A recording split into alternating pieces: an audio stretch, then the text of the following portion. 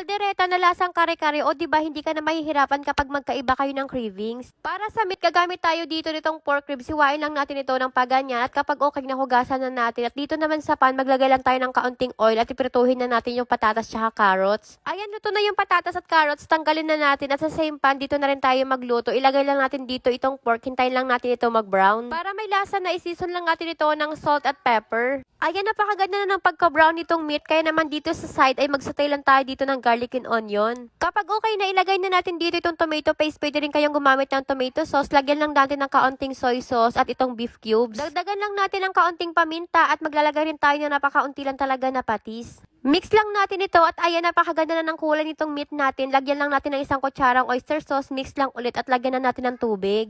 Takpan lang natin ito at hintayin natin lumambot. Kapag malambot na, ilagay na natin dito itong liver spread, green peas at itong mga iba pang na gulay katulad ng carrots, patatas at green bell pepper at saka red. At para mas lalo maging malinamnam at masarap itong kaldereta natin na lasang kare-kare, lagyan natin 2 kutsara na peanut butter. Hindi tayo maglalagay ng cheese dito, kaya naman ayan, naglagay ako dito ng gata at additional season lang natin ng paminta at laurel. Lagay din tayo ng sili para maanghang. Kaunting mix na nga lang ito at simmer at ayan, luto ng ating napakasarap na kaldereta na kare-kare na.